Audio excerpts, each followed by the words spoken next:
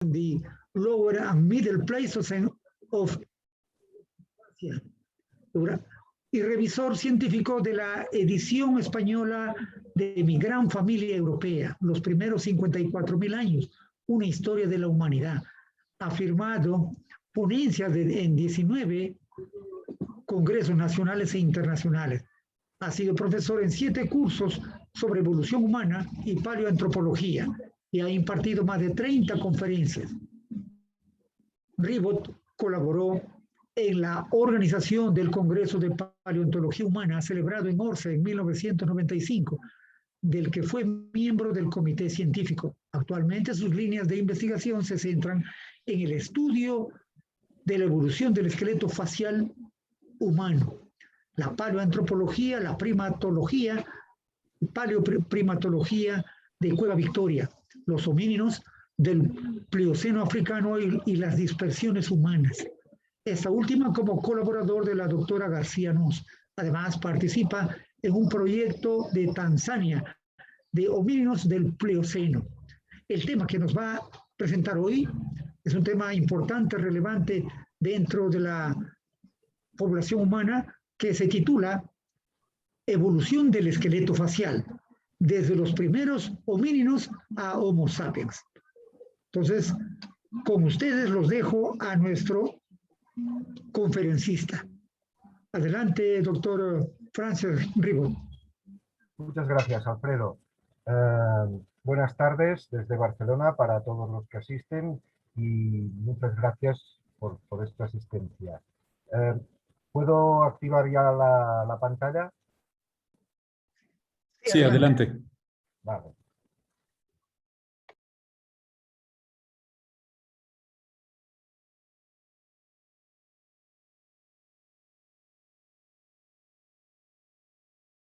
¿Se ve bien? Sí, se ve completa, muy bien. Vale. Bien, el tema, como se ve en el título y como ha dicho el doctor Alfredo Altamirano, es la evolución del esqueleto facial y subtítulo desde los primeros homininos a Homo sapiens. Lo primero que quiero decir es citar una frase de Qian Ban, que habló el otro día precisamente, y del doctor Philip Tobias en un artículo que hicieron en 2000, ¿no? Que decía, la morfología facial es quizá más informativa para revelar tendencias evolutivas que la morfología neurocraneal. Esta frase es importante porque nos dice el grado de autoridad científica que tiene el estudio de la morfología facial frente quizá a otros que se les ha dado más importancia en otros momentos determinados, ¿no? Como el estudio del neurocráneo, pero no el estudio del neurocráneo interno, que eso, digamos, ya entra más en la paleoneurología y todo esto, sino en el neurocráneo externo. Por tanto, yo me especialicé en este tema, me empezó a gustar porque leí este libro. Este libro se publicó en el 83, es una edición de la tesis doctoral del doctor Joel Rack, que para mí es el mejor especialista en morfología facial que existe. Él hizo la de los australopitecos y como base a este libro, a la manera de trabajar del doctor Rack, yo seguí un poco su línea, ¿no? Es decir, la manera de trabajar. No quiere decir que se lleguen siempre a las mismas conclusiones, pero sí la manera en que aborda el trabajo, el doctor Rack. Bien, lo primero que tengo que decir es que el esqueleto facial humano actual es un esqueleto flexionado. Creo que también lo dijo el doctor Qian el otro día. Y está flexionado porque presenta una serie de inflexiones, como la inflexión maxilar, esta de aquí, con la eversión, el levantamiento de los huesos del margen lateral nasal. Esto produce esta inflexión de aquí, este plano de aquí. Luego la orientación coronal de la superficie infraorbital con la fosa canina y sobre todo con la cresta cigomático-alveolar, que es esta cresta de aquí, esta de aquí, esta cresta arqueada. Esto produce una cara muy flexionada. Si lo vemos de perfil, Lo que decía antes de el plano infraorbitario coronal es coronalmente orientado y con un pequeño, con una pequeña huida hacia atrás por la parte inferior. Esta huida hacia atrás, este plano coronal con la huida, junto a lo que sobresale un poco la nariz, la parte del maxilar, forman lo que se denomina la fosa canina, que es quizá una de las partes más fascinantes de la cara, de la que se puede seguir toda su evolución desde los primeros homínidos hasta ahora. Bien, esto es un cráneo de chimpancé. Y vemos que tan diferente, aparte del tamaño y del prognatismo nasoalveolar, hay pocas diferencias con el humano actual. La cresta cigomático-alveolar también está curvada. El plano infraorbitario está orientado coronalmente con una pequeña inflexión hacia atrás, formando la fosa canina, etcétera, ¿no? Aquí los vemos comparados y realmente, aparte de lo que es la evolución cerebral y la adquisición del ortognatismo, la morfología facial entre el chimpancé y el hombre no es tan diferente. Y esto responde a lo que se llama un modelo generalizado. Es el modelo facial generalizado, que nos indica que desde los primeros homínidos hasta el hombre actual ha tenido muy pocos cambios. De ahí la semejanza entre el hombre actual y el chimpancé. Ha tenido cambios, evidentemente, en lo que es el neurocráneo, en toda la parte del frontal y en eso que he dicho antes, en la pérdida del prognatismo, la adquisición del ortognatismo, etcétera, ¿no? Y de los toros superciliares, ¿no? Pero en realidad no son caras tan diferentes, responden a este modelo facial, ¿no? Este modelo generalizado. Aquí tenemos, por ejemplo, al primer pseudo-hominino, ya lo discutimos el otro día esto, si realmente se podía clasificar como hominino o formaba parte de este antepasado común que compartimos con el chimpancé, que es el Sahelanthropus, ¿no? El Sahelanthropus, bueno, algunas características faciales sí que comparte, una cierta flexibilidad, pero en general la flexibilidad la tiene aquí, en esta zona, tiene una muy pequeña fosa canina, casi imperceptible, ya lo hacen notar los autores, no hay eversión nasal, el plano nasal está en línea con el cigomático prácticamente, lo cual es una cara bastante plana. El Ardipithecus ramidus, aquí está reconstruido, algunas partes no las podemos ver, ¿no? Por ejemplo, la fosa canina se puede intuir por la orientación del plano coronal, pero fijaros que sobre P3, P4 se ha perdido parte y la otra parte está como muy pegada. Es decir, parece ser que sí que podía haber habido una fosa canina, pero se desconoce. Sí que tiene los arcos cigomático-alveolares curvados, lo que le da cierta flexión al rostro. Aquí vemos los detalles, ¿no? Un borde nasal afilado, pero no evertido. No se levanta hacia afuera o hacia arriba, ¿eh? La flexión vendría determinada, en este caso, por la curvatura del arco cigomático alveolar.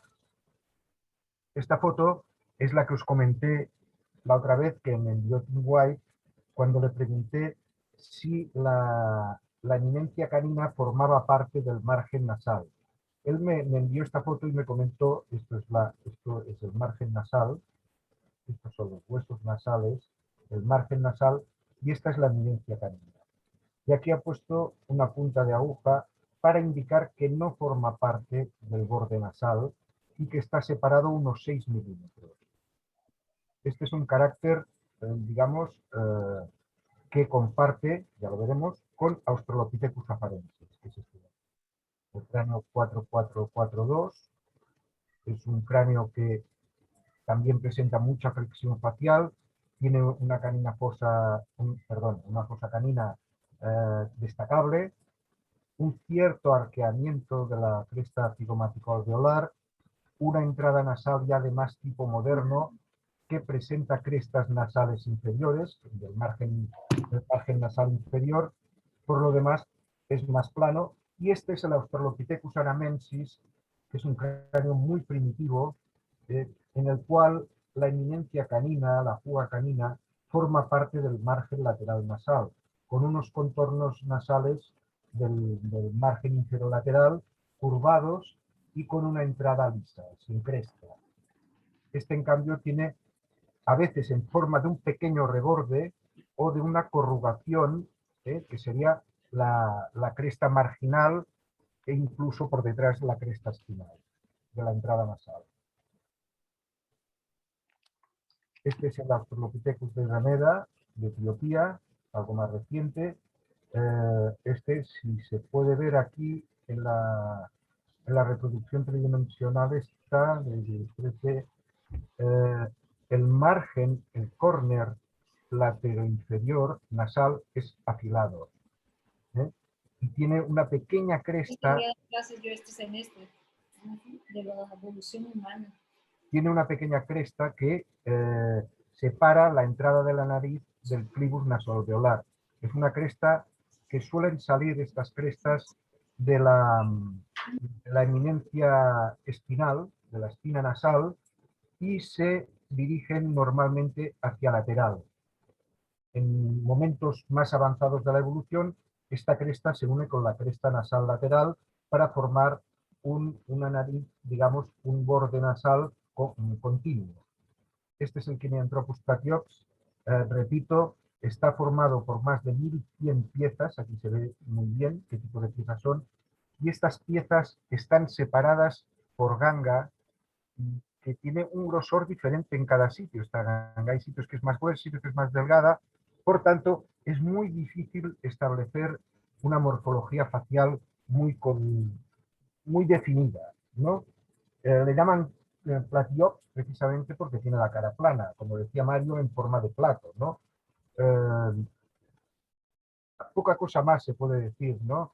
Un arco bastante recto, es una cara, pues, no sabría si definirla como primitiva, porque realmente no se puede, aunque se ha reproducido el maxilar, sobre todo la entrada nasal y tal, yo creo que estas reconstrucciones con un hueso tan fragmentado es muy difícil de establecer.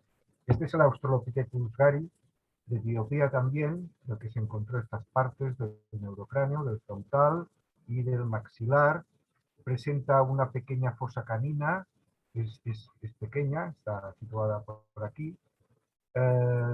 Es muy parecido al Australopithecus afarensis, es más moderno, tiene un arco cigomático alveolar muy curvado, pero tiene una característica muy peculiar, que aunque no tenga que ver mucho con esta conferencia, sí para que veáis que es un espécimen muy particular, muy especial. Fijaros, esta es la arcada dental superior de un Australopithecus afarensis. Creo que es el maxilar 201. Fijaros que tiene los incisivos relativamente grandes, los caninos, y luego una dentición poscanina pues bastante normalizada. No es un poco grande, los molares sobre todo, pero tampoco excesivo. Esto es un Australopithecus boisei. Aquí sí que vemos unos premolares muy grandes y unos molares megadónticos, ¿no? ¿Y qué ocurre con Australopithecus gari? Pues pasa muy parecido que con las formas robustas. Es decir, tiene unos incisivos que, comparados con afarensis, se parecen más a los de boisei. Tiene unos premolares agrandados respecto al tamaño de caninos y incisivos y unos molares muy grandes, casi del tamaño de boisei, ¿no? Es megadóntico también. Por tanto, parece ser que podría ser una rama lateral de los australopithecus del este africano. Si nos vamos al sur, alguien preguntaba si Australopithecus africanus, es una discusión que está actualmente incluso hoy en día, vamos, en paleoantropología, de si Homo desciende de Australopithecus afarensis o desciende de Australopithecus africanus. Hay muchos autores que piensan que viene de otro, ¿no? Que no tiene nada que ver con estos dos. Pero en cualquier caso, Australopithecus afarensis, como hemos visto, tiene una cara bastante generalizada. Veamos cómo es la cara de los especímenes sudafricanos. Australopithecus africanos, por ejemplo, las eminencias caninas se han transformado porque se han unido con una parte de las eminencias del tercer premolar y han formado lo que se llama el pilar facial, que son estas dos estructuras de aquí. El pilar facial, que al formarse han adoptado un relieve que esto condiciona toda la cara de Australopithecus africanos. Este relieve significa que la fosa canina no se ha cerrado, pero sí que se ha transformado en un surco, el sulcus maxillaris, que desciende desde el foramen infraorbital hasta la dentición, hasta el proceso alveolar. Esto también ha condicionado, esto que significa un refuerzo muy grande para la dentición, para la masticación, sobre todo la parte anterior. Esto ha condicionado, por ejemplo, que se formara esta parte de aquí, que se llama el triangular frame, que traducido sería algo así como el marco, el marco triangular, que es, digamos, que queda por debajo del nivel de los pilares faciales. Y luego presenta también las crestas cigomático-alveolares rectas, rectas u oblicuas, no curvadas como presentaban los homínidos de Afar o los otros que hemos visto del este africano. Esto es una configuración totalmente diferente y que se separa, es una configuración facial especializada y que por tanto se separa del patrón generalizado que tiene el hombre actual, que tiene Homo habilis, que tienen los australopithecus del este de África, y por tanto nos está indicando que los australopithecus sudafricanos y los australopithecus robustos del este de África han tomado otra dirección. El australopithecus robustus, que también es de Sudáfrica, tiene una configuración facial algo diferente. Si bien tiene pilares faciales, estos son más planos. Por tanto, no hay un relieve muy acusado aquí. Y la fosa canina, de ser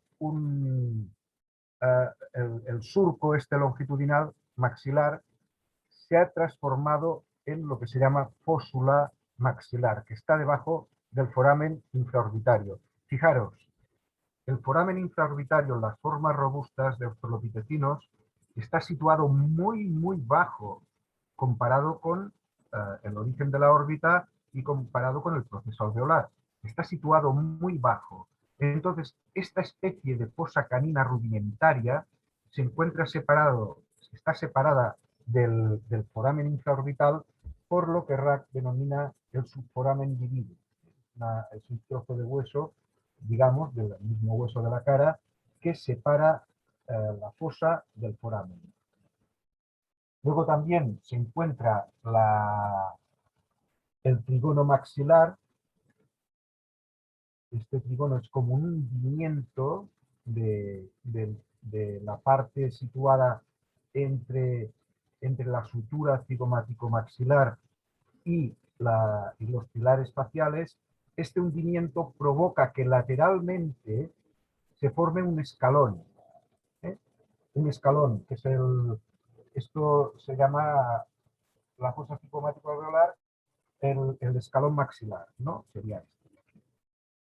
Y aquí hay otra pequeña fosa de la que hay varias interpretaciones. Parece ser que es debida al hundimiento este de aquí y es una fosa que entra dentro ya del cigomático, de la parte cigomático maxilar, pero del cigomático concretamente. Esta es la fosa cigomático maxilar, ¿vale? Y el último representante con una cara totalmente derivada es el Boisei. El Boisei no tiene ninguna estructura de las citadas en Robustus ni de las citadas en Africano.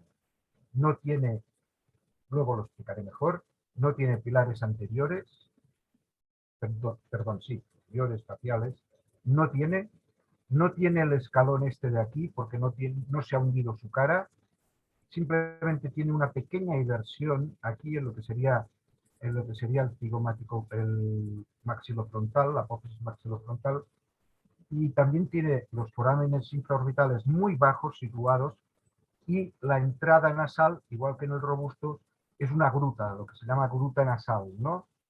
Porque queda por debajo del nivel de los maxilares y entra dentro de una manera muy suave, entra dentro de la nariz, ¿no? No queda bien definido esta forma de clivus nasoalveolar, ¿no? Todo forma parte de un complejo con el piso nasal. Bien, he dicho que os explicaría un poco esto. Bueno, aquí vemos las dos formas sudafricanas gráciles, el Australopithecus africanus y el Australopithecus prometheus, las diferencias que os señalé el otro día, y una más. Hablando de la cara, por ejemplo, el Australopithecus africanus tiene lo que diríamos vulgarmente los pómulos, ¿no? Esta parte de aquí, muy cerca del perfil facial, pero que no llega a taparlo. Visto de perfil, el STS-71, por ejemplo, que es este, es un Prometheus, tapa totalmente la proyección facial. Esto quiere decir que el plano coronal está inclinado hacia adelante, por lo que en este caso no hay ni surco, o sea, una fosa canina que se haya transformado en surco, como es esto, sino que en este caso presenta la morfología muy parecida a la del Australopithecus robustus, ¿no? La fósula, el foramen infraorbitario separado por el subforamen divide, y esto, digamos, toda esta parte del macizo maxilar, de la parte lateral, totalmente adelantada, con la cresta, igual que el africanus, la cresta cigomático-alveolar, rectilínea y orientada oblicuamente. Los robustos, tanto de Sudáfrica, que ya los hemos descrito, y solo faltaría pues, el Australopithecus ethiophicus, en que tiene una cara muy similar a Boisei, pero con una característica de robustus, que es que presenta el escalón cigomático maxilar este de aquí, está presente porque tiene la parte del maxilar lateral hundida, ¿no? Y esto es lo que os decía. Es decir, se había definido la presencia de pilar facial en Australopithecus grácil de Sudáfrica y en el Australopithecus robustus de Sudáfrica, pero no en el Australopithecus boisei. Sin embargo, en el estudio de la cara del OH5 que hizo Philip Tobias en el 65, 64, si no recuerdo mal, él ya describe que la eminencia canina en la cara, en el plano alveolar, la eminencia canina tiende o está fusionada con parte de la eminencia del P3. Esto es indicativo de la presencia de pilares, pero no los tiene, no están presentes. Sin embargo, Bill Moore, que es el que descubrió el primer Homo en de Vigeraru, y Kimball, que colaboran juntos en muchas cosas, hicieron estudios de tomografía computarizada de cráneos de Australopithecus africanus, perdón, Australopithecus, de Australopithecus prometheus, que los llaman africanos aún, aquí de Australopithecus robustus y aquí de Australopithecus boisei. En un corte coronal se puede ver como el pilar en Australopithecus africanus apenas se delimita porque es una estructura que, si vamos viendo diferentes secciones, es una estructura hueca. En robustus es una estructura con hueso esponjoso, aquí lo vemos.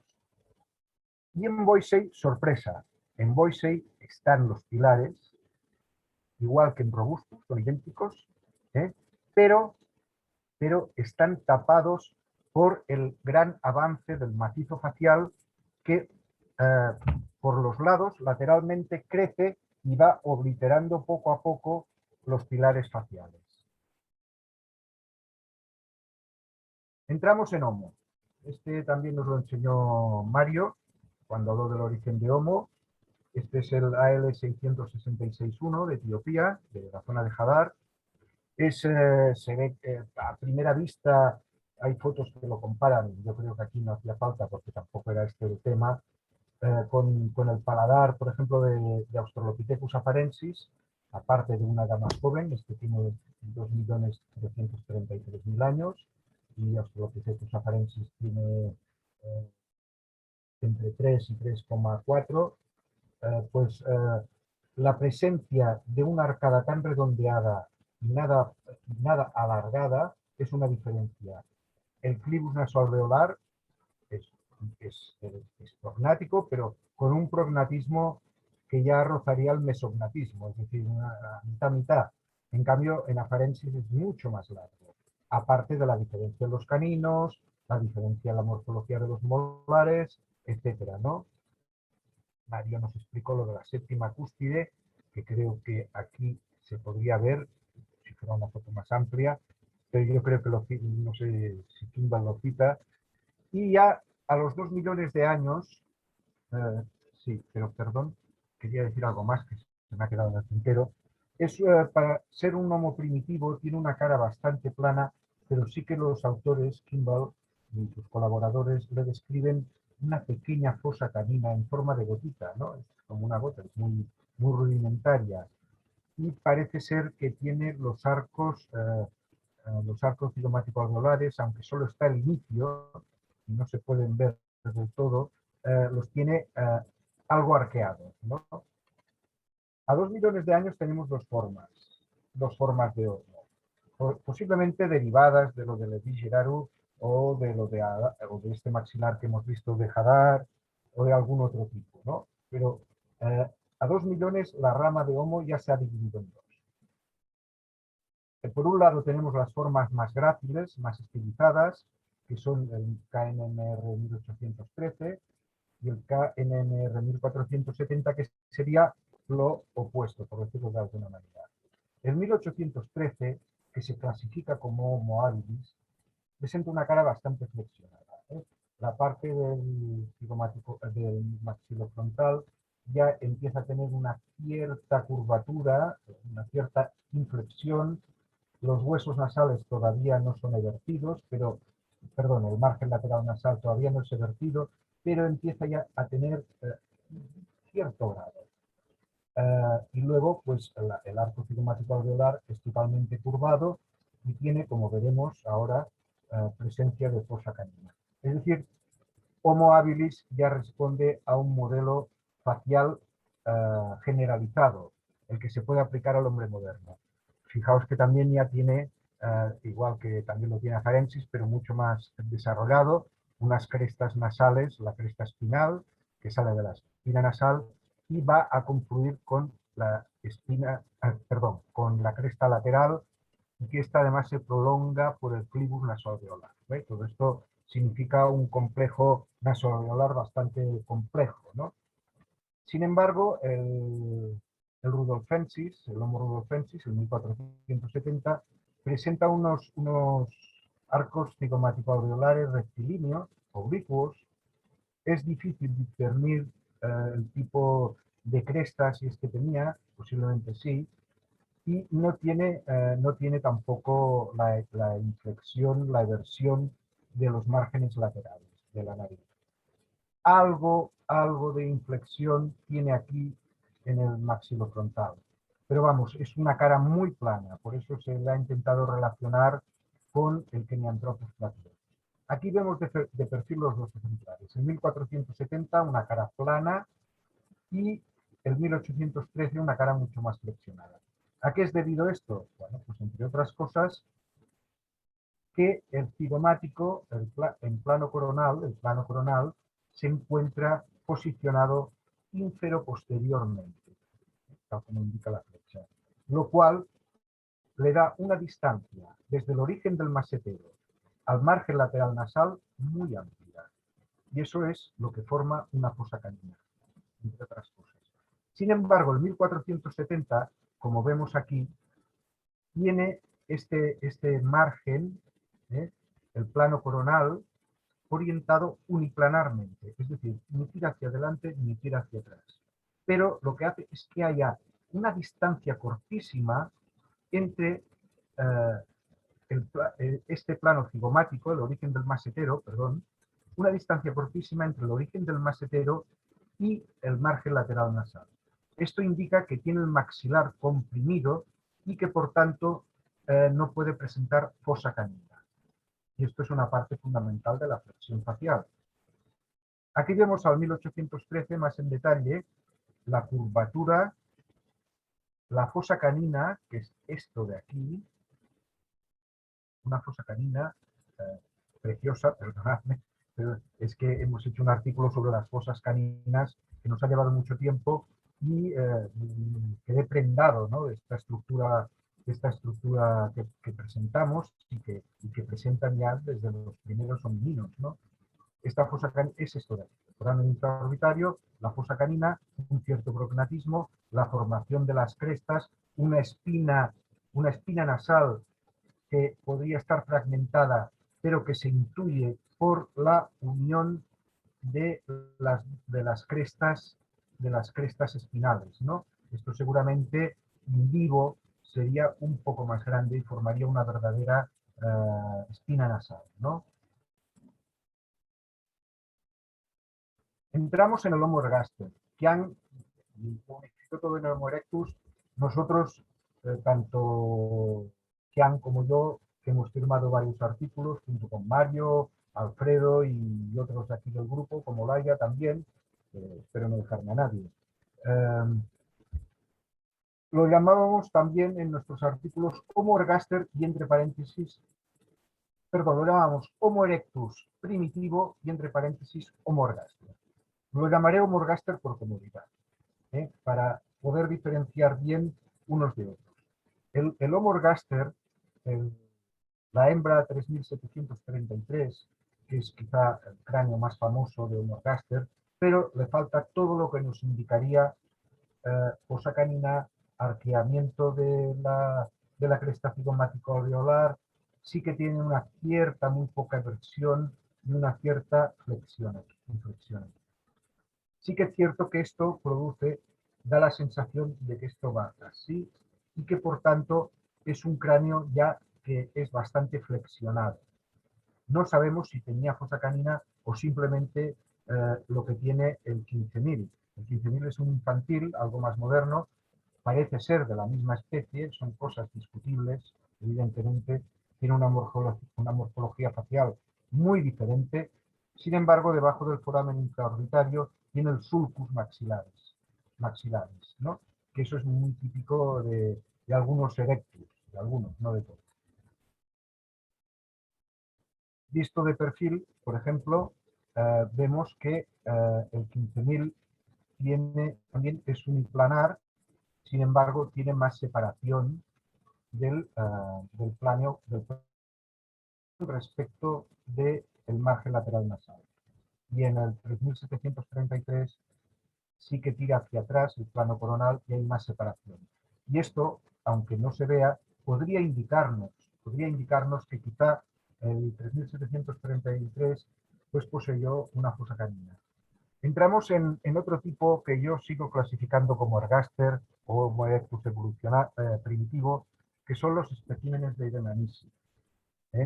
Eso nos indica que el ergaster africano hizo una primera dispersión hacia Asia a 1,7, quizá a 1,8. ¿Y cómo es la cara del ergaster de Dmanisi? Bueno, es una cara bastante flexionada, tiene oquedades laterales en el maxilar, que no es la fosa canina, esto, no nos confundamos. Tiene los arcos curvados, tiene la cresta cigomático-alveolar curvada y tiene una inflexión maxilar muy acusada, ¿no? Algo acusada, sí. El 2700 es muy parecido al Turcanaboy, al 15.000 que hemos visto hace poco, ¿no? Y luego este es un adulto, este es un adolescente y este es un adulto. Curiosidades. Está descrito en todos los sitios que los hombres de Dmanisi no tenían fosa canina. Es cierto, a simple vista no tienen fosa canina. Sin embargo, un estudio pormenorizado del esqueleto facial de estos homininos, hecho por de Lumley, nos indica que debajo del foramen infraorbitario hay un sulcus maxilar como el 15.000, como el del 15.000, pero que prácticamente pegado a este sulcus hay una pequeña depresión que se puede tocar. Pasando el dedo se nota, se ve y se nota. Y esto, en realidad, es una fosa canina. Muy pequeña, pero es una fosa canina, al fin y al cabo.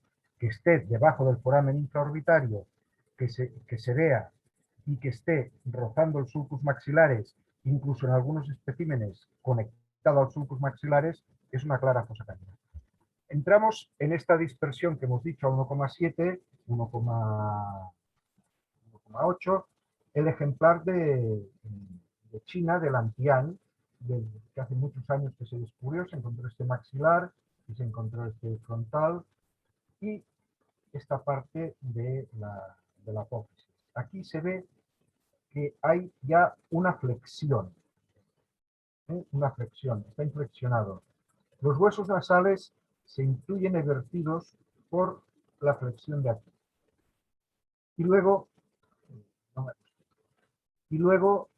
el maxilar nos indica que posiblemente es difícil de reconstruir como se ha hecho aquí, es una reconstrucción muy dura, podría ir así, mucho más curvado. Eso no se sabe ni se sabrá de momento, pero sí que nos indica que hay una pequeña fosa canina aquí. Por tanto, estamos hablando de un cráneo, de unos cráneos que se están acercando al modelo moderno, ¿no? Inflexiones, flexiones, curvaturas. Este es Sanguirán 4, este es un maxilar de Homorgaster de 1,5 en Java. Bueno, yo digo que es de Homorgaster, ya como dicen muchos, la mayoría que es Homo erectus, pero en fin, yo tengo hice mi propia clasificación, la cotejé con mis colegas que firmaron el artículo, todos estuvieron de acuerdo, pues al menos no me siento solo, ¿no? A ver, aquí es un maxilar que ha sido controvertido. Es el primero que presenta una espina nasal que sobresale en perfil, que sobresale, no está dentro. Si está dentro, muchos autores le suelen llamar tubérculo nasal, pero no. La espina nasal puede estar interior, que no sería de perfil, como los homininos que hemos visto hasta ahora, o que se vea en el perfil. Y esto es un rasgo muy evolucionado. Por lo demás, la presencia de fosa canina se intuye, algunos autores la citan, y una característica muy especial es que entre el canino superior y los incisivos laterales hay un pequeño diastema, una diastemata, ¿no? Esto no se sabe la explicación de por qué, simplemente se dice que los otros Homo erectus no la tienen, y en fin, y que esto podría ser indicativo de que esto no fuera ni humano, fuera de un orangután, ¿no? Pero vamos, el otro día me leía el artículo que se rebate esto y es aplastante, es humano, simplemente la presencia de esta espina nasal que sobresale, el prognatismo tan reducido que tiene, toda la morfología del paladar más parabólico, eso indica que no es de ningún orangután. ¿Vale? Sanguirán 17 a 1,25, 1,30. Yo creo que aquí está una evolución muy especial hacia Homo erectus más evolucionado, ¿no? Fijaros eso que hacía notar Tian Van el otro día, esta morfología tan brutal, ¿no? Del toro supraorbitario, y luego que podemos decir que es una cara bastante flexionada a pesar de todo. Lo que pasa es que tiene una extensión lateral del cigomático muy, muy notable, pero el arco cigomático alveolar está curvado, ¿eh? Hay presencia de sulcus maxillaris, la fosa canina es muy difícil de ver si es que existe. Este sería un ejemplar macho muy robusto y se ha encontrado el cráneo 9 relativamente cerca y que podría pertenecer a una hembra. Tiene los torus mucho más pequeñitos, mucho más gráciles, todo el cráneo es más grácil, pero sigue estando muy, no distorsionado, pero sí muy abrasionado en la parte del maxilar para que podamos dar un informe de su morfología, pues un informe más taxativo, ¿no? Entonces la idea sería esta: 1,8 millones de años, Homo ergaster sale de África, pasa por la península arábiga, por encima, una rama se va hacia Dmanisi y otra rama penetra Asia, pasa hacia China y una rama penetra hacia las islas de Java y todo eso, ¿no? Entonces, ahora vamos a entrar en otro grupo, que son los Homo erectus propiamente dichos. En África se han encontrado a partir del millón de años. Aquí está el ejemplar de Buri. Lo malo de estos restos africanos, que van desde 1 millón a 780.000 años, es que no hay morfología facial. Son calotas. Aquí hay nada, esta es la parte de atrás, por lo tanto, esto aunque parezca del maxilar, es de la calota, de la parte del occipital, visto desde fuera, ¿no? O sea, la parte interna del occipital. Este es el ejemplar de Buri, que tendría aproximadamente 1 millón de años.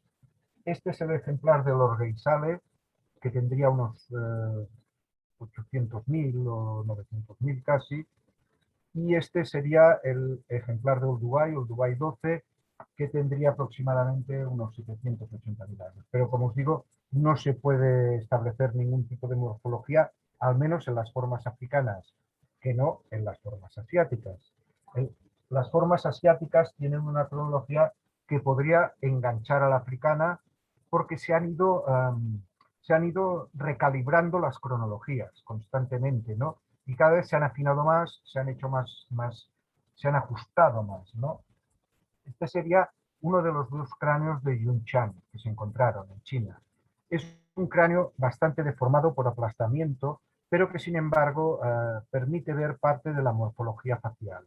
En Nature, cuando lo describen y luego al ver moldes y al ver fotos, sí se puede apreciar bien que posee una fosa canina, tiene aparte del aplastamiento, lo que se ha podido reconstruir es que el margen lateral nasal está evertido, hay una flexión del maxilofrontal, fosa canina, y los arcos cigomático-alveolares son curvados.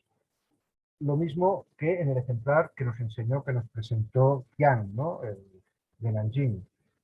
Fijaros cómo tiene esta incisura malaris, porque es un arco que tiene hace una incisión y adentro del maxilar, es una incisura malaris con fosa canina, el margen lateral, aunque no se puede apreciar bien, seguramente estaba vertido por la flexión que hay aquí, etcétera. Esta es una cara ya tipo moderno. Si le quitas los arcos superciliares y tal, es una cara moderna. Lo que es la cara en sí es una cara generalizada que hemos citado antes. Y aquí está la reconstrucción de Tattersall y Swire del Homo erectus de Pekín, antiguamente llamado Sinanthropus pekinensis, que se basó en la reconstrucción que hizo el antropólogo alemán Franz Weidenreich, que era una reconstrucción que no acababa de llenar, digamos, tal como os dijo Qian, se perdieron un gran número de cráneos y de maxilares en la Segunda Guerra Mundial, y por tanto la reconstrucción de Weidenreich se basaba en los dibujos y en algunos moldes que habían sobrevivido a esa pérdida, que seguramente una pérdida naval, ¿no? Y que se hundió con todo, no se sabe. Pero sí que Tattersall y Swire han reconstruido con moldes la cara que debía tener el pekinensis, y parece que se ajusta más a la de lo que sería un Homo erectus, ¿no? Por ejemplo, tiene unos cigomáticos, las arcadas cigomático-alveolares están muy curvadas, hay eversión de los huesos nasales con inflexión maxilar. Sin embargo, no es que no haya fosa canina, no hay hueso, no hay la parte del hueso, que sería esta de aquí, que nos indique si hay o no hay fosa canina en este ejemplar. Yo escribí personalmente a Jan Tattersall, que fue el que reconstruyó, fue uno de los 2 reconstructores, por decirlo de alguna manera, con el cual tengo cierta amistad, y me dijo que es una auténtica lástima porque los maxilares completos se perdieron.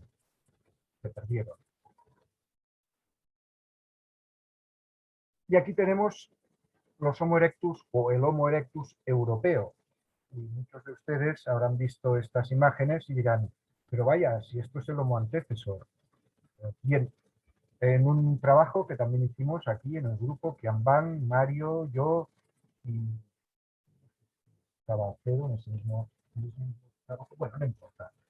En este sí que observamos la flexión maxilar, observamos la presencia de fosa canina, luego hablamos, observamos la curvatura de la cresta cigomático alveolar y se observó el patrón de crecimiento y de resorción ósea que es típica del hombre moderno. Entonces, ¿qué pasó? Se definió una nueva especie que se situó en la base de la evolución del hombre de Neandertal y del hombre actual moderno, por esta cara flexionada, pero sobre todo por la presencia de lo que venían a llamar una fosa canina de tipo moderno. ¿Veis? Aquí se ve mucho mejor, con la sombra que hace, y luego la veremos. El origen de Homo erectus es muy difícil de establecer. Sin embargo, hay una hipótesis que plantearon. Lo ideal hubiera sido que se hubiera desarrollado más, pero en un artículo corto de Kianban y Philippe Tobias del 2000, en el que proponen, no dicen que sea la hipótesis verdadera, pero que aparte de la hipótesis de que Homo erectus nace en África, ser que tiene bastante lógica pensarlo así, Homo erectus se originaría de los Homo ergaster asiáticos y volvió por una ruta parecida a penetrar en África. Y una rama que fue hacia el norte de África se encontró ahí con los ergaster, todavía con una técnica rudimentaria, y los desplazaron. Y esto sería quizá lo que llegó al sudeste de la península ibérica a 1,4 y que seguramente empezó a desplazarse a través de Alborán o Gibraltar, como nos comentó la doctora Olaya García, a través del mar de Alborán cruzarían e irían a lo que conocemos que son los yacimientos de Orce, de Intericena, que se han encontrado una calota humana, muy difícil de clasificar, Barranco León, donde hay un diente humano, también difícil, dos dientes humanos, uno entero y uno fragmentario, pertenecientes a un niño, los dos seguramente del mismo individuo, como planteamos en un artículo, y Fuente Nueva 3. Estos tres yacimientos forman el complejo, aún faltan otros, pero estos tres forman el núcleo del complejo de los yacimientos de Orce, que estarían a 1,4. Luego, por debajo del 1.000.000 de años también, pero ya más cerca del 1.000.000, habría otra dispersión, que también nos la comentó la doctora Olaya, que seguramente sería debido a una aridificación muy fuerte que se produce en el norte de África, y los homininos, siguiendo una ruta parecida, pues pasaron y fueron, es lo que hemos encontrado en toda la historia, ¿no? Sin embargo, también es posible que estas dispersiones, y perdonar que no es mi tema, fueran constantes, ¿eh? Tampoco nos lo tenemos que tomar así al pie de la letra. Los homínidos salieron y se establecieron. Fueron saliendo, es muy posible, ¿no? Bueno, pues esta es la hipótesis de Van y Tobías, que nos indica que quizá el Homo erectus se reintrodujo en África, procedente de Asia. No tendría un origen africano. Yo lo dejo aquí. Jan es un amigo y es un colaborador nuestro. Creo que merece ser que se explique lo que él piensa o lo que pensaba quizá en aquel momento. Y el profesor Tobias, también conocido, era la máxima exponencia de la paleoantropología moderna. Y por tanto, si estas dos personas lo dicen, algo habrá. Vamos a otro grupo que es, yo le prefiero llamar Homo rhodesiensis, pero podría ser también del mismo grupo que los europeos heidelbergenses, ¿no? Estos son africanos. Este es el cráneo de Bodo, este cráneo de Etiopía, que tiene alrededor de 600.000 años, y este es el cráneo de Brockenhill en Sudáfrica, en Zambia, que tendría alrededor de 300 y algo. son macizos faciales tremendamente robustos, planos, con una proyección nasal muy acusada, lo cual no significa que haya inflexión maxilar. Fijaros que el plano de la inflexión maxilar es un plano continuo. No hay esta inflexión como hay en el Homo sapiens, que gira, hace como un giro helicoidal. No, aquí es continuo con el maxilar. Y entonces se aprecia una ligera, en los Homo rhodesiensis y los Homo heidelbergensis lo hablaremos, una ligera orientación, cambio de orientación del plano coronal. Este es el plano que hemos visto, que sería un plano recto hacia abajo, con una ligera flexión posterior-inferior, que formaría la fosa canina. Sin embargo, aquí es totalmente diferente. El plano coronal se ha ido transformando en lo que se llama un plano parasagital, es decir, el maxilar continúa de los bordes nasales, pero no plano, sino sagitalmente orientado. Y esto dificulta o hace imposible la formación de una flexión facial, ¿no? Fijaros, es continuo, aquí también es continuo, y lo que diríamos el hocico, el maxilar junto con el complejo nasal, forma un hocico casi, ¿no? Sobresale en una orientación parasagital. En Europa está Homo heidelbergensis, posiblemente, ya digo, sean de la misma especie que Rudolfensis, pero yo para separar un poco les denomino de una manera y de otra. En el Homo heidelbergensis europeo es quizá un poco más reciente, lo más antiguo sería, que yo sepa, la mandíbula de Heidelberg, de Mauer, con medio millón de años.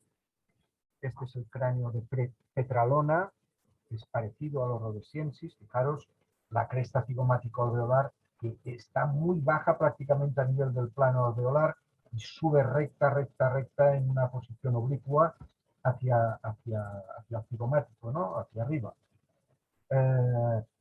Este es SH5, Miguelón, el de encima de los huesos, con, bueno, características mezcladas, pero sí que tiene esta orientación parasagital del plano infraorbitario.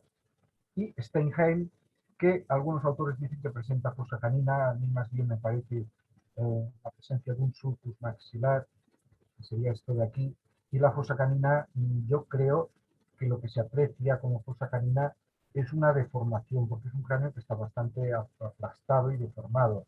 Además, le falta toda esta parte, es un cráneo, digamos, que sí que presenta un macizo facial que se puede observar, pero con cautela. Con cautela. Fijaros, es muy llamativo el cráneo de Petralona, ¿no? Se ha comparado mucho con el cráneo de Rothenfeld, ¿no? Por esta cresta cigomática alveolar tan recta, ¿no? Y este macizo facial tan orientado parasagitalmente. En China son más desconocidos como Homo heidelbergensis o como Homo rhodesiensis o como se les pueda llamar. Son más desconocidos y siempre se han situado en la base de Homo sapiens o se les ha situado como erectos evolucionados, y son los cráneos que, al menos el de Dalí, nos lo enseñó también Jian Ban. Este es el cráneo de Dalí y este es un cráneo de Jin Yu Sang, ¿no? Fijaros, tiene la cresta cigomático-alveolar recta, está orientado el plano intraorbitario, está orientado parasagitalmente, no tan acusado como en el cráneo de Dalí, que algunos dicen que tiene una fosa canina aquí. ¿Veis esto de aquí? Pero esto está puesto en duda por nosotros mismos. Y aquí hay una comparación, el cráneo de Arvin, que es otro Homo heidelbergensis chino, que podría tener más de 300.000 años. Este es el cráneo de Kamwe, que es el de Rhodesia, en Rothenhill, que también son de edades similares, y este es el de Petralona, que hay problemas en su datación. Fijaros que la morfología del espécimen chino es más evolucionada que la morfología de los especímenes europeo y africano, sobre todo que el del europeo, porque tiene la cresta cigomático-alveolar curvada, con presencia de incisura malaris y tiene una cierta flexión facial, pero vendría determinada por esto que os he dicho, porque el plano, la inflexión maxilar continúa siendo orientada en el plano parasagital. Pero podemos retener esta morfología mucho más moderna a las mismas edades que en África y que en Europa. Este es el clásico, ya es el hombre de Neandertal, digamos, el favorito de muchos paleoantropólogos y de muchos aficionados. El hombre de Neandertal pues también presenta una cara muy especializada. Se dice que el hombre de Neandertal es un descendiente del Homo heidelbergensis por la morfología facial, precisamente. Sí, es cierto, tiene todo el macizo facial, la parte infraorbitaria orientada parasagitalmente todavía más que el Homo heidelbergensis. Este es el viejo de la Chapelle-Lausanne, de Francia. Este es un cráneo de Frédéric I, de la Ferrassie, también de Francia. Este es el cráneo de Amut, el cráneo 3 de Amut, Sacopastore en Italia y Gibraltar, que fue el primer neandertal que se descubrió realmente, que en realidad tendría que llamarse Homo gibraltariensis, no neandertalensis. Pero bueno, todos presentan esta orientación, fijaros aquí que bien se ve, esta orientación parasagital, del macizo facial, ¿no?, de la parte intraorbitaria, una cresta cigomático-alveolar tremendamente recta, ¿no?, como el cráneo de Tetralona, y esta nariz prominente, sobresaliente, grande, además, ¿no? Por eso se dice que son descendientes del Homo heidelbergensis, fácil que así sea, ¿no? Estos son neandertales orientales, este creo que es Sanidar 1, Tabún y Amut. Y aquel que he dicho Amut era Sanidar 3, perdona. Sanidar está en Irak y estos dos proceden de ya la zona del Próximo Oriente, de la zona de Israel-Palestina, Monte Carmelo, y es una zona donde se pudieron producir seguramente hibridaciones porque hay neandertales y hay homo sapiens anatómicamente moderno, ¿no? Bueno, continuamos con esta orientación parasagital, estos arcos infraorbitarios también llamados, que son las crestas cigomático-alveolares, pues estos rectos, rectilíneos, oblicuos. Y estos son infantiles de Neandertal, ¿no? Fijaros qué cráneos más globulosos, prácticamente como en el hombre moderno, ¿no? Este es son de nombre complicado alguno, de Derye, en Siria. Este es el de Tekistán, en Uzbekistán. Y este es de Pays de l'Arche, en Francia, ¿no? La similitud entre todos, un cráneo tremendamente globuloso y una cara en su ontogenia, digamos, en la parte infantil de su ontogenia, pues es una cara relativamente moderna. Los arcos, la cresta cigomática alveolar es curvilínea, como en las formas más modernas, está evertido, está flexionado, no presenta un plano parasagital muy acusado, en este ni lo tiene. Es decir, que ¿qué nos está indicando? Pues que la cara generalizada quizá es una cara mucho más primitiva que la cara de Neandertal, que es derivada. Si los ejemplares infantiles, tan infantiles como estos, tienen una cara más generalizada que el adulto, quiere decir que es una cara primitiva. Esta es la distribución de los neandertales, ocupan toda la península ibérica, parte de Inglaterra, todo el centro-este de Europa y llegan hasta, bueno, ahora sabemos que hasta Siria, ¿no? También, y la zonas más proximales de las repúblicas soviéticas como Georgia, etcétera, ¿no? Y zonas de Ucrania, todo esto. Bueno, pues el neandertal ocuparía una amplia zona, pero curiosamente no se ha encontrado ni en el Extremo Oriente ni en China por ejemplo, ni en África. Ahora volvemos a esto, ¿no? Vamos a hablar del origen de Heidelbergensis y de lo que ocurrió realmente. Como he dicho, los autores, Arzuaga y Bermúdez de Castro, concretamente, en todos sus artículos dicen que la cara del que ellos llaman homo antecesor es una cara moderna, muy flexionada y, ojo, con presencia de una fosa canina de tipo moderno. No sé qué se refiere muy bien con esto, porque en el estudio que hemos hecho nosotros de la fosa canina es una cosa que se perpetúa desde los primeros homininos hasta el homo actual, quizá más amplia. Es posible que se refiera a esto. En fin, vamos a discutir un poco esto. Nosotros entramos en contacto con un doctor americano, un tal Metlovsky, que había hecho una tesis sobre la cara precisamente del homo antecesor.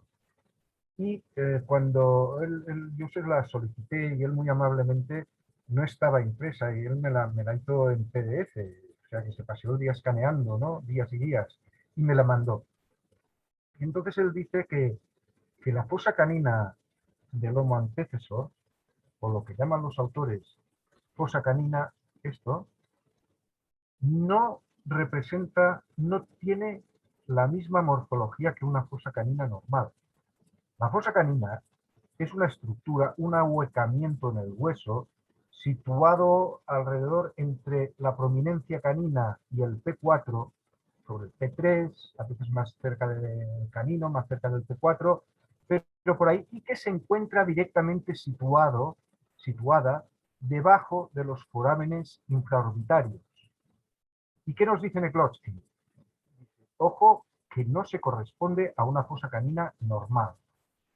Y entonces, claro, nos volvimos a mirar la bibliografía y todo esto y vimos que realmente se sitúa al lado, esta fosa se sitúa al lado del foramen infraorbitario, no debajo. Debajo es totalmente plano, es totalmente plano. No hay ninguna oquedad, no hay nada, es totalmente plano. La fosa se encuentra lateral y esto, claro, nos llamó la atención. Entonces, consultando el libro de Joel Rack, aquel que os he enseñado al principio, y consultando, casi no hay bibliografía al respecto, la fuente original, un tal Oshinsky, que estudió los cráneos de esquimales, de inuits, él observó en estos cráneos, este es un cráneo de inuit, él observó esta morfología. ¿Qué os recuerda? Recuerda tremendamente a igual prácticamente. Y esta morfología él la llamó fosa higomaxilar. Nosotros, en honor a él, le llamamos fosa de Oshinsky. Esta fosa, que se da también en otro tipo que no son simplemente los inuits, aquí es un cráneo de un indio norteamericano, primitivo, también se produce, es más pequeña, pero se produce una fosa de Oshinsky igual, con una fosa canina reducida, este tiene una fosa canina más amplia. Pero la fosa de Oshinsky está aislada de la fosa canina. Y es siempre lateral al foramen infraorbitario. ¿Qué ocurre? Esto se forma porque individuos con una fosa canina muy grande, que penetra prácticamente en el cigomático, el borde inferior del ocular, de la fosa ocular, tienen un borde muy grueso con una prominencia que con el tiempo se va haciendo grande y va obliterando esta zona de aquí. Más grande. Estos son diferentes individuos que hemos hecho como un seguimiento. Finalmente se cierra y se forma una fosa de Oshinsky y una fosa canina. Hay individuos que no tienen fosa canina, otros. Por ejemplo, en los fósiles esta morfología se encuentra. No es nada atípico.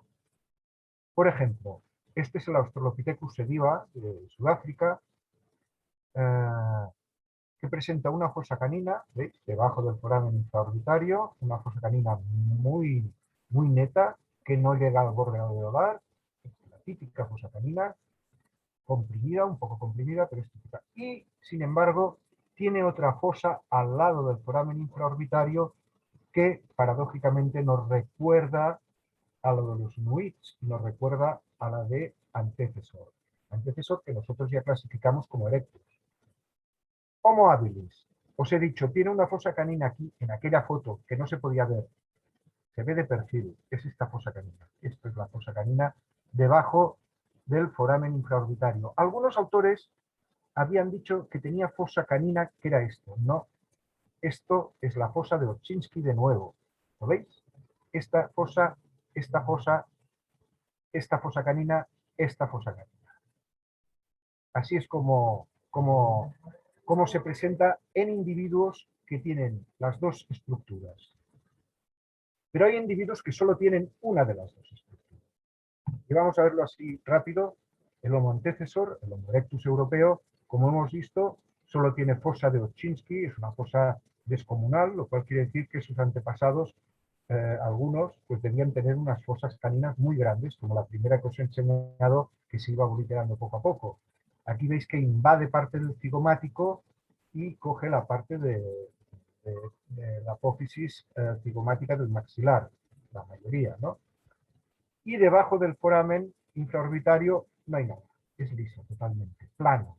Incluso sobresale un poco, es un pequeño, es un poco convexo, ¿no? Muy poco. También procede del mismo nivel, de donde apareció la TD6, un fragmento de cigomaxilar adulto. Esto sería el conducto que pasaría por aquí y que iría a desembocar seguramente en el foramen infraorbitario que estaría situado por aquí.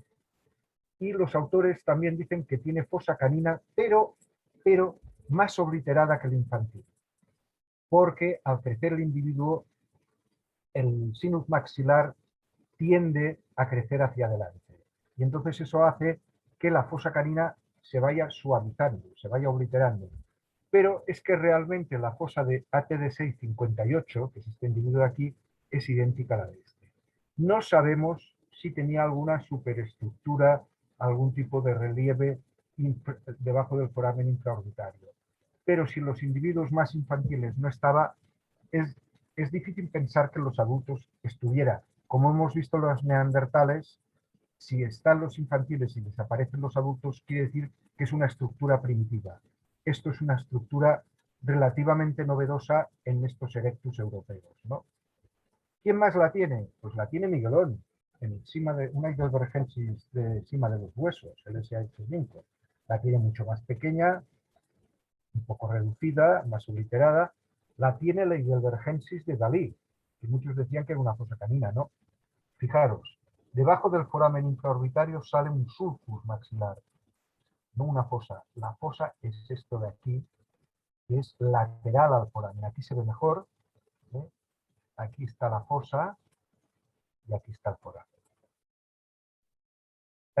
El cráneo aquel chino que hemos visto, que tenía unos 300.000 años, ¿no? El cráneo de Arvin. El cráneo de Arvin también tiene una pequeña fosa de Oczynski. Aquí lo vemos en perfil, se ve mejor.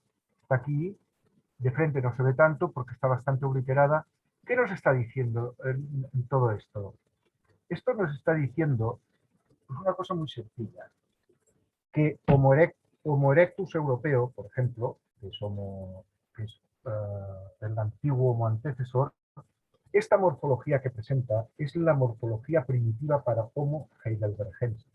Es decir, aún tiene el plano infraorbital coronal, no lo tiene sagital, Heidelbergensis lo tiene, hemos dicho, un poco sagital, no tanto como los neandertales, pero lo tiene plano, no tiene nada. Y sin embargo tiene fosa de Oczynski. ¿Eso qué quiere decir? Eso quiere decir que la fosa canina del Homo erectus se ha obliterado totalmente, nos ha quedado un residuo en la fosa de Oczynski que luego en los Heidelbergensis, en los Rhodesiensis, etcétera, se ha obliterado, ha desaparecido del todo, excepto en algunos ejemplares en los que aún se presenta. Eso, la idea podría ser que el Homo heidelbergensis de Europa procediera directamente del Homo erectus europeo, del antiguo antecesor, evolucionar a la Heidelbergensis y de ahí al neandertal. ¿Por qué prefiero llamar rhodesiensis y no heidelbergensis? Porque desde mi punto de vista, rhodesiensis es una evolución local de los Homo erectus africanos. Y los chinos son evoluciones locales de los Homo erectus chinos. ¿Por qué son tan parecidos? Bueno, porque proceden de una cepa común, que es el Homo erectus, unos en China, otros en Europa, otros en África, y porque posiblemente, sobre todo los africanos y los europeos, tuvieron un tipo de adaptación alimentaria o una adaptación al medio pues muy similar, ¿no? Entonces han desarrollado homoplasias, ¿no? Se parecen muchísimo, pero sí, se parecen por lo que yo creo personalmente, por lo que digo, ¿no? Otra posibilidad es que el Homo erectus europeo, el antiguo Homo antecesor, evolucionara al Homo heidelbergensis europeo y este se extinguiera. Y los neandertales, pues los neandertales podrían ser una migración de los rhodesiensis africanos, perfectamente. Hay muchas cosas, hay un interrogante muy grande que cubre todo esto, pero lo que sí es cierto es que el origen de Sapiens es muy difícil buscarlo en todos este tipo de especímenes, ni en neandertales ni en heidelbergensis, porque tienen una cara orientada diferente que nosotros. No tienen la cara generalizada, el plano coronal se ha transformado en un plano parasagital, etcétera, etcétera. Y aquí hay dos ejemplares atribuidos a Homo sapiens ya, con la cara más generalizada. Uno procede de Jebel Irut, que sería el más antiguo, Marruecos, 315.000 años, y el otro el cráneo de Erto en el Nilo de Aguas, en Etiopía, ¿no? Con 160.000 años. A ver, realmente el cráneo de Herto realmente es un cráneo moderno, aparte de estos torus y tal, como he dicho, pero la morfología facial es la de un hombre actual. Tiene que ir cambiando poco a poco, como dijo, evidentemente dijo Qian, no estamos aún con una cara idéntica, pero ya está muy cerca, ¿no? Y por tanto su clasificación como Homo sapiens, Homo anatómicamente moderno, pues sí que encaja en el cráneo de Herto. En el de Jebel Irut, en Marruecos, también, pero es mucho más primitivo, ¿no? Y aquí habría quizá una discusión más profunda tendría que haber. Pero sí que es cierto que ya no tiene la cresta cigomático-alveolar recta y orientada oblicuamente, sino que la tiene muy flexionada. Lo que yo sí le noto, pero claro, yo no he visto el fósil y aún no he visto ningún molde relativamente moderno, he visto fotos. A mí me da la sensación que aún tiene alguna orientación parasagital del plano infraorbitario. Y esto, pues bueno, a ver, que me he dejado una cosa muy importante, que es de lo que habló Mario y de lo que habló también Kianban, la posibilidad de hibridaciones, que seguramente en estos modelos humanos se produjeron, ¿no? Hay muchos autores o gente muy aficionada al tema, y lo cual no hace falta títulos para saber, ¿no? Hace falta estudiar y leer. Que los Homo heidelbergensis chinos o asiáticos en realidad tendrían que llamarse denisovanos o una hibridación de denisovanos con Homo erectus. ¿Quién sabe lo que pasó en Europa en el Pleistoceno medio? ¿Hubo hibridaciones tan fuertes? Estos cráneos que nos parecen aquí, este no tanto, pero este de aquí, es sencillamente producto de una hibridación. Esto de momento, hasta que no se haga el ADN de estos huesos, no lo podremos saber. Pero bueno, que hay una evolución de tipo lineal, de que esta cara generalizada evoluciona y cambia muy poco, son cambios graduales, es decir, estamos delante, la evolución facial es una evolución darwiniana sensu stricto, es una evolución darwiniana total, una evolución gradual. Lo que pasa que sí que hay ejemplares que se salen de esta norma. ¿Cuáles? Pues, por ejemplo, el Homo rudolfensis, las formas robustas, o sea, los parántropos, los neandertales, los heidelbergensis. Y estos que se salen de este modelo generalizado, desde mi punto de vista, no tienen descendencia, y mucho menos no dan origen al Homo sapiens. El Homo sapiens tiene que venir de una cara mucho más generalizada que la que tienen los heidelbergenses. Es decir, las teorías de Günter Breuer y de otros, de que el Homo sapiens procede de algunas formas evolucionadas de Homo heidelbergensis africano, yo las pongo muy en duda. Yo creo que esta morfología tan especializada es muy difícil que vuelva a producir otra vez la cara generalizada. Sería como especializarse y desespecializarse. Yo no digo que esto sea imposible, pero de momento yo creo más en un modelo de hibridación. Aquí sí que puedo ver que algo tiene que haber. Es decir, nosotros poseemos un tanto por ciento muy pequeño, entre el 2 y el 5% de genes neandertales, lo cual quiere decir que sí que hubo una cierta hibridación con los neandertales aquí. Producto de esta hibridación, pues quizá algunos cráneos muy raros, bueno, raros en el sentido de la morfología normalizada. Algunos de estos cráneos se pueden clasificar como híbridos. Quizás sí, quizá encontremos híbridos en Monte Carmelo, como he dicho, ¿no? Por la coexistencia. Hay en Francia hay unos cráneos con un cráneo concretamente, Saint-Césaire, que tiene una morfología sapiens y neandertal mezclada y presenta una industrialítica de tipo musteriense. Perdón, chatelperroniense. ¿Eh? Es decir, ¿qué era aquel? ¿Podría ser un híbrido? Pues sí, podría ser un híbrido. Ya la teoría de los híbridos la propuso Kenisbal, precisamente por lo de Monte Carmelo, porque hay ejemplares de neandertales de Monte Carmelo, que tienen rasgos sapiens, y hay ejemplares de sapiens de Monte Carmelo que tienen rasgos neandertales. Y entonces Kenisbal dijo, bueno, aquí pudo haber una hibridación. La comunidad científica se le echó encima. Bueno, es lo mismo, no lo tuvieron ni en cuenta. ¿Por qué? Porque si se trataba de dos especies, Homo neandertal y Homo sapiens, pues entonces, según la teoría de Donizetski, de la teoría sintética de la evolución, dos especies no son productivas. Hemos visto que esto no siempre es cierto. O la descendencia de dos especies diferentes tienen individuos que no son reproductivos. Bueno, sí, pero ¿quién nos dice que esto ha funcionado así? En los neandertales, en los denisovanos y en toda esta gente.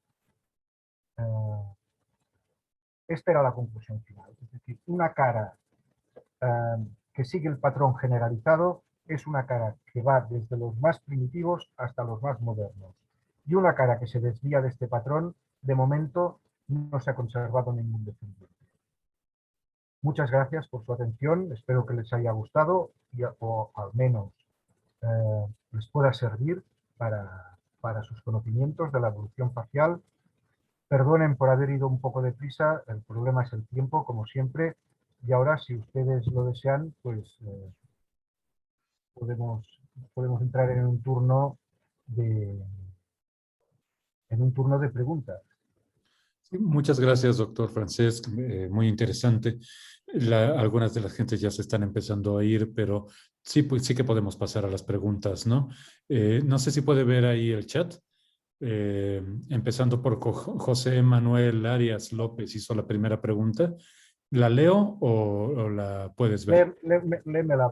Muy bien. José Manuel Arias López pregunta, ¿la morfología facial no está acaso determinada en parte por factores mecánicos y climáticos? Justísimo, por supuesto.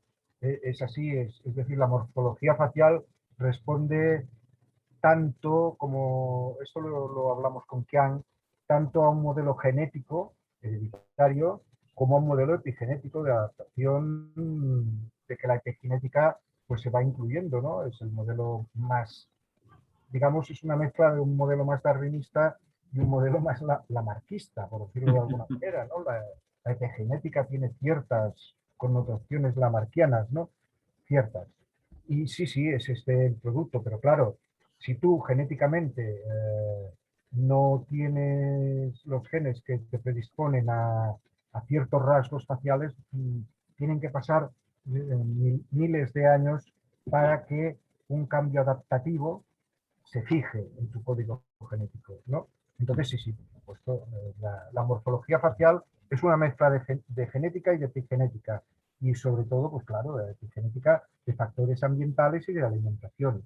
Por ejemplo, el neandertal, el plano parasagital, hay autores que dicen que es por el uso constante de la dentición anterior, las fuerzas que transmite este uso constante, tanto de mordida como del trabajo de pieles o de cosas diversas, pues podría haber provocado que para resistir estas potentes fuerzas y que no se fragmentara, no se fracturara el maxilar frontal, pues se adoptara, el cráneo fuera adoptando, el macizo facial fuera adoptando una morfología más parasagital, ¿no?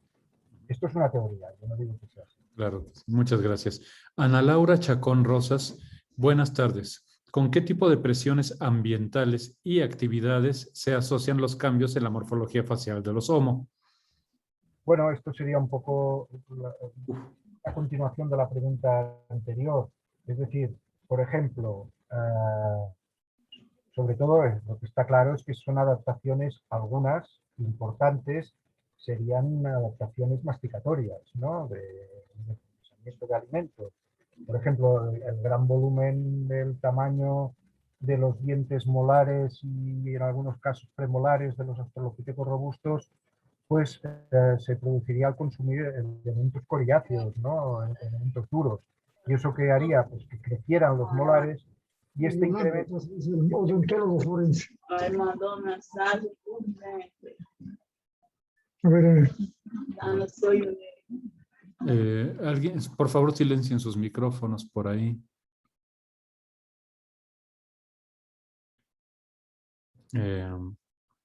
Francesc, Francesc, no te escuchamos, perdón, se cerró tu micrófono, no sé por qué. Sí, perdón, se me había apagado y no sé todavía por qué. Ya. Lo que te ha pasado a ti antes, sí. Sí. A ver, el crecimiento dental vendría determinado por un tipo de alimentación determinada. Este crecimiento modificaría el proceso alveolar del maxilar y todo esto, claro, significaría un cambio en la cara, ¿no? Por ejemplo, una obliteración de la fosa canina, es decir, que se encargaría, la formación de pilares faciales, todo esto vendría determinado por la alimentación, ¿no? Y por las fuerzas de estrés que van desde, por ejemplo, desde los dientes y se reparten por toda la cara. Claro, la cara lo que tiende es a suavizar estas fuerzas de estrés, aguantar y suavizarlas, ¿no? La fosa canina es un ejemplo de esto, ¿no? Es por donde pasan fuerzas de estrés relativamente fuertes para distribuirlas por la parte del cigomático, ¿no? La altura del cigomático, la inclinación del cigomático, todo esto vendría determinado por la alimentación. Y luego en el caso de los neandertales, por ejemplo, aparte de esto, podría haber influencia climática muy notable, que es lo que también preguntabas, del medio ambiente, ¿no? Del ambiente. Y esto se notaría más en la morfología de la apertura nasal, que parece ser que hay ciertas adaptaciones al clima, al aire muy frío, para que el aire se calentara al llegar a los pulmones, ¿no? Incluso al entrar en las fosas nasales, pues que el aire fuera más caliente, ¿no? Muy bien. Óscar García pregunta, ¿los cambios de morfología craneal de un género a otro se podrían explicar por mutaciones o pudieron haber sido pausadamente, parsimoniosamente? Sí, bueno, un poco lo he contestado otro. El salto de un género a otro, de todas formas, es una cosa muy difícil de establecer, ¿no? Hemos establecido el salto de Homo, de Australopithecus a Homo, pero, por ejemplo, las diferencias no son tan marcadas y hay autores como Bernard Wood que lo clasifican todo como Australopithecus. Sí que es cierto que, por ejemplo, se puede hacer una diferenciación en las formas robustas, ¿no? Que tienen un ápice facial totalmente diferente y sí que parece que es otro género, que es el género Paranthropus. Si esto es un salto puntual, yendo un poco a ¿cómo se llama este evolucionista? Ya está muerto, el del pulgar del panda, ahora no me sale el nombre. Stephen Jay Gould. Stiefel-Wood, es decir, una mutación puntual en el que se produce este cambio a un cambio gradual. Hombre, eso seguramente varía de un género a otro y de la especie que estemos tratando, de sus adaptaciones, si son adaptaciones más o menos bruscas. A ver, yo sí veo cambios graduales en un género y en otro, en Paranthropus y en Australopithecus. Sí veo cambios graduales, pero también veo algunos cambios puntuales, ¿no? Algunos cambios que se producen de golpe, ¿no? En algunos aspectos. Las dos opciones pueden ser perfectamente válidas. Es decir, lo que me pregunta si se debería más a un proceso muy gradual o a un proceso de una mutación momentánea, ¿no? que ocurre en el momento, pues yo creo que en algunos aspectos, como en todo, se producen los dos tipos de evolución. Al fin y al cabo, la evolución gradual también se forma por mutaciones. Rosaura Yepes pregunta, bueno, comenta, muchas gracias por su explicación detallada de las características faciales de la evolución de homínidos. ¿Podría hablarnos de Homo antecesor? En la tabla evolutiva de la familia de los homínidos, el doctor Eudald Carbonell explica que de Homo ergaster se derivan dos modelos evolutivos, uno de Homo antecesor hacia Homo rhodesiensis y Homo sapiens y otro hacia heidelbergensis y neandertales, y Homo erectus con línea evolutiva punteada, posiblemente a floresiensis. Gracias. Sí, esto lo he explicado un poco en la conferencia. Sí, sí. Es decir, esta es la idea de los tres directores de Atapuerca y de sus colaboradores, evidentemente, Arzuaga, Bermúdez de Castro y Eudald Carbonell, que es arqueólogo, no es paleoantropólogo. Así es. No tiene nada que ver. Entonces, ellos defienden este árbol que planteas, sin embargo, lo defienden por la morfología facial de lo que ellos denominan Homo antecesor.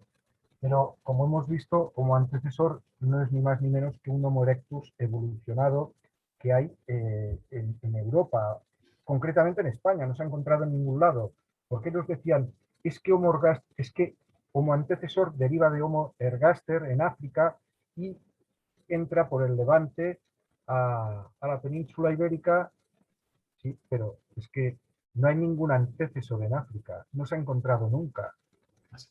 Esto es un argumento que ya bloquea de por sí un poco este discurso.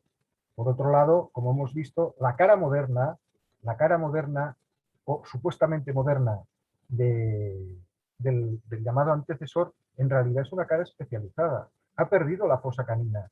Y ellos, en todos los artículos, han ido defendiendo que tiene una fosa canina de tipo moderno, y sin embargo, nosotros demostramos que era una fosa de Olszynski, que la fosa canina no existía y que tenía el plano infraorbitario totalmente plano, incluso un poco convexo, como he dicho antes, ¿no? Y entonces esta fosa de Olszynski es un residuo de la fosa canina que ya no lo tiene y que seguramente del antecesor, del Homo erectus llamado antecesor, evolucionaría hacia Heidelbergensis, seguramente. No a Homo sapiens. Homo sapiens no tiene esta cara, no puede evolucionar a Homo sapiens. Además, es una cosa que está aquí, digamos, el Homo antecesor es una cosa que ha quedado aquí, en la península ibérica, no se conoce en ningún otro lado, ¿no? Y esta cara tan especializada da origen a Heidelbergensis, es que es muy parecida, solo falta que el plano coronal se haga un poco más sagital y ya estaríamos hablando de una Heidelbergensis. Muy bien.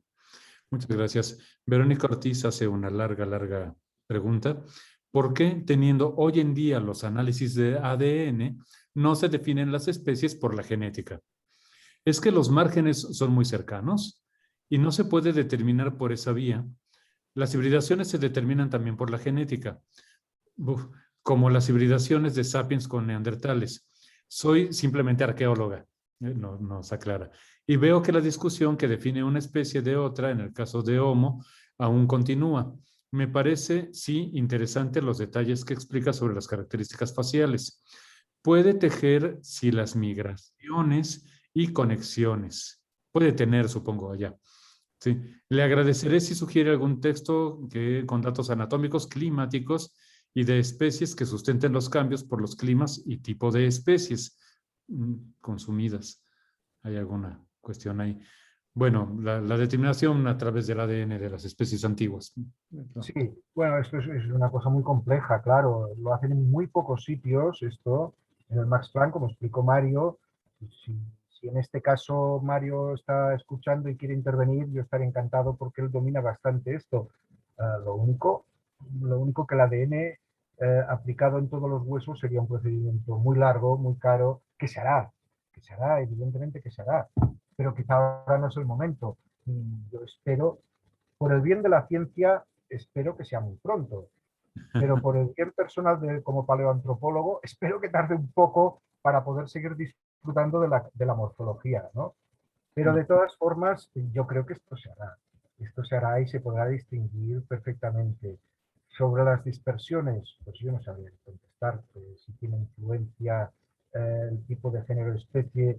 Las dispersiones son producto, pues posiblemente, como dijo Laia, de cambios climáticos, de cambios en la alimentación, de cosas de este tipo. Yo no sé si, claro, cuando una población nueva llega a un sitio que no hay nada más, pues la integración es como imposible, ¿no? Si esta población llega a un sitio que ya hay humanos, como pasa en muchas ocasiones, de otra especie, pues sí que habrá hibridaciones, digo yo. Mario, si me estás oyendo y quieres decir algo más, porque tú sabes que yo el tema del ADN no es un tema que conozca muy bien. Pero además, las especies más antiguas simplemente ya no va a haber ADN. Simplemente.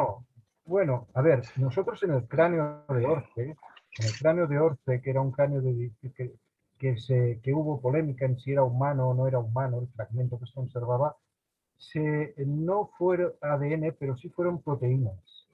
Se detectó albumina y colágeno por dos equipos. Un equipo del catedrático de la Universidad de Granada de Inmunología y el equipo de Lowenstein, que fue el que estudió el Sivapithecus y el Ramapithecus y que fue el que distinguió.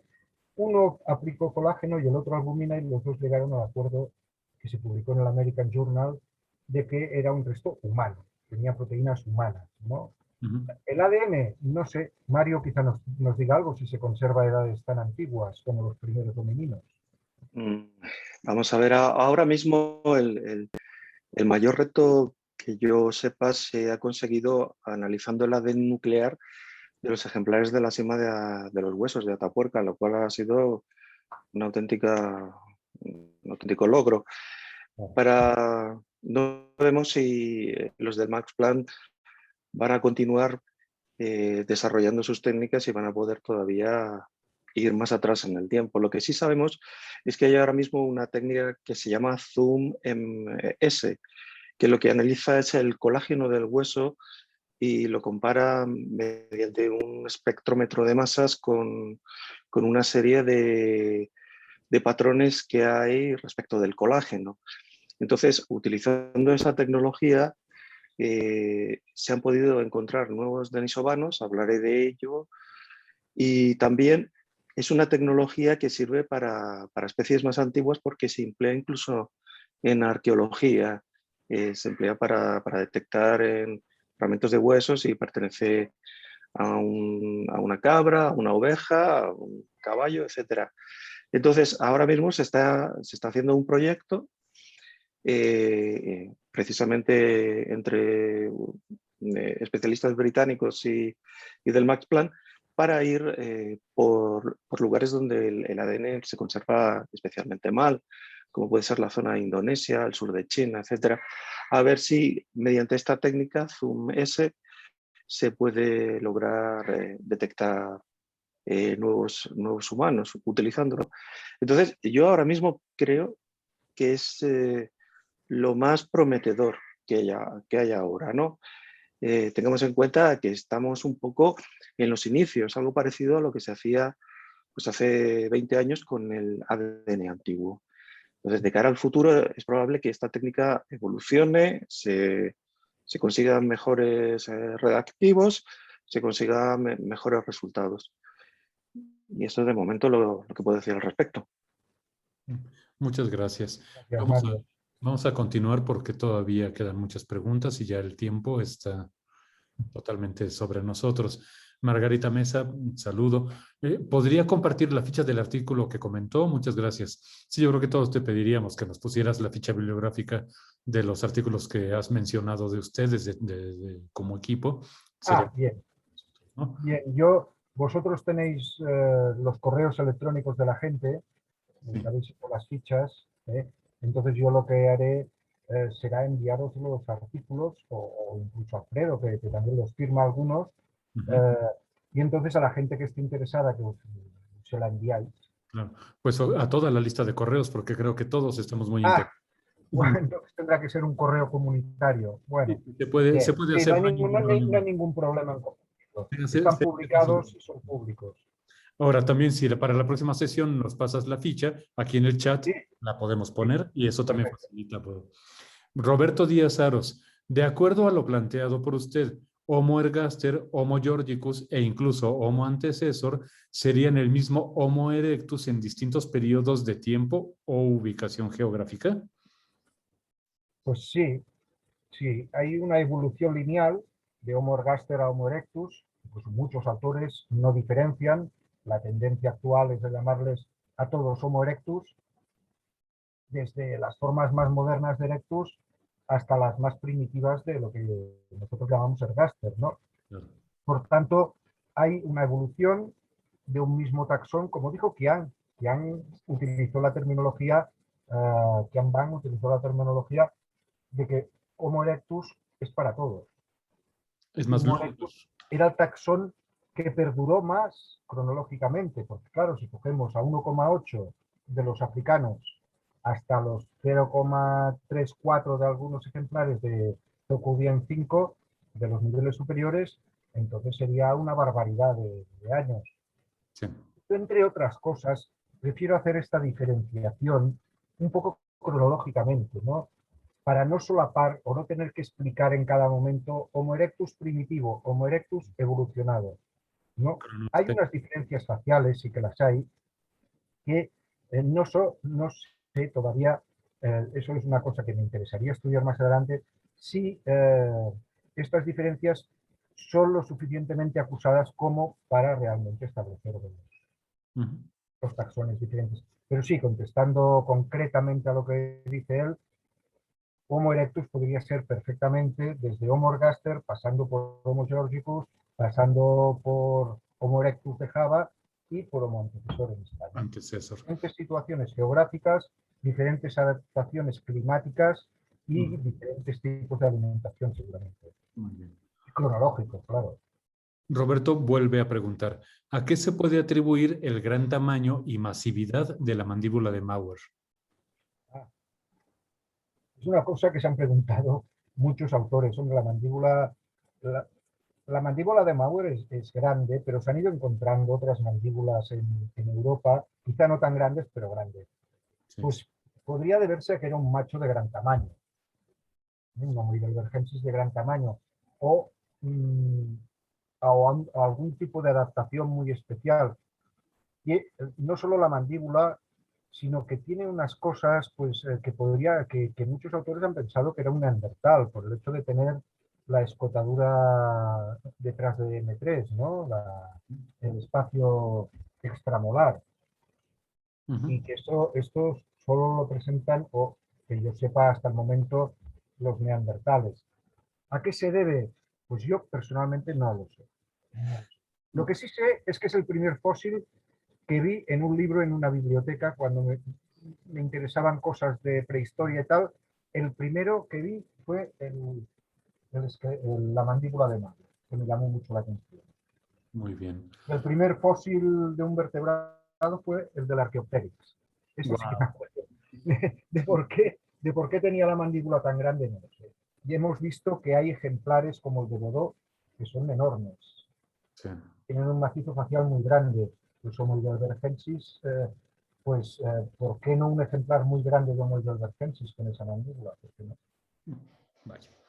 Bueno, ya nada más Alfredo Altamirano comenta, hoy les enviaré los 2 últimos artículos del equipo GUIE encabezado por Ribot del 2020 y 2021 a todos los asistentes. Alfredo ya está ayudando a mandar esta bibliografía, pero de todos modos agradeceremos toda la que se pueda. Y ya nada más Helen Maciel, Tauma, pregunta por 4ª vez dónde se pueden registrar. Ya les volví a poner la liga para que registren su asistencia. Por el momento son todas las preguntas que tenemos y pues bueno, ha sido una fantástica presentación, ha despertado muchísimo interés, muchísimas dudas, sin duda alguna muchísima polémica también. Esto yo creo que es algo muy bueno, muy deseable y creo que solo nos queda darle gracias a nuestro expositor, a todo el grupo de trabajo y sobre todo a nuestros asistentes por haber estado con nosotros.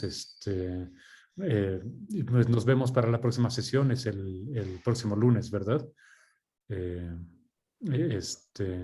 Estaremos encantados de tenerlos aquí de nuevo.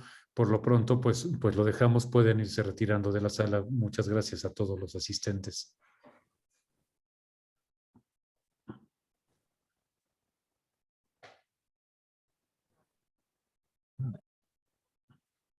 Sí, muy bien.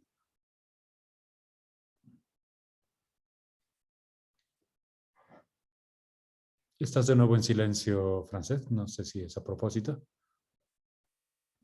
Ok. Sí. Estaba comentando una cosa a mi esposa que está aquí cerca, que estaba escuchando la conferencia y me ha preguntado una cosa. Claro. Sí, es que como de repente los micrófonos han estado haciendo cosas raras durante la sesión. Sí, a ver un momento. Sí. Ha sido extraño de repente.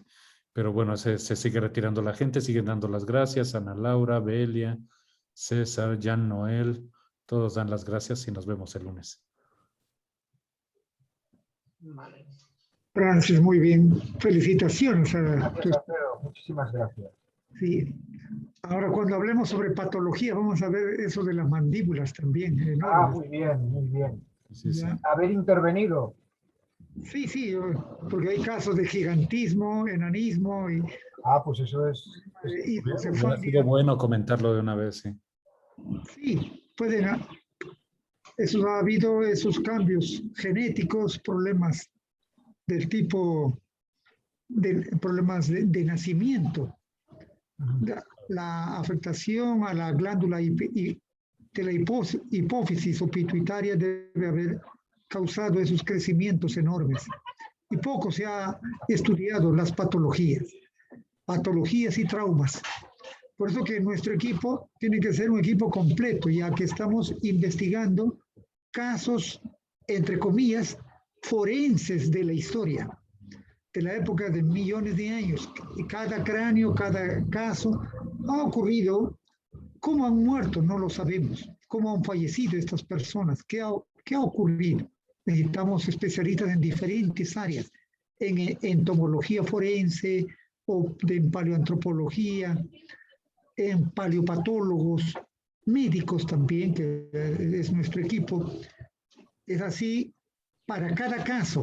Y tenemos muchos de estos casos que cuando me toque exponer vamos a ver y conformar quizás un equipo completo del grupo internacional de investigadores sobre la evolución humana. Claro que sí, va a ser muy bueno que esto vaya creciendo. Muy bien. Pues no sé si ahorita quieran quedarse los del núcleo. Todavía tenemos algunos visitantes que no se han desconectado, pero no sé si quieren platicar ahorita o lo dejamos para otro día y ya nos desconectamos todos. Sí, ya lo dejaríamos para otro día. Ok, me parece muy bien. Entonces ya nada más voy a salirme y ya también lo que tendremos que platicar otro día es en qué plataforma colgamos las grabaciones de las conferencias, si es que desean hacerlo, que queden en internet, porque mucha gente me lo está pidiendo, poder ver de nuevo las grabaciones. Algunas a mí se me ha pasado el inicio, algunas quedaron un poquito truncadas, pero en general todas se pueden ver bastante bien. Entonces, platicarlo después con calma, donde prefieren que quede colgadas los videos, ¿no? Y pues bueno. Y enviarle ahora los artículos de Ribot y el grupo. Sí, muy bien. 2021. Ya. Chao, ya nos vemos. Nos vemos. Estén muy bien todos. Hasta Bueno. luego. Vale, adiós.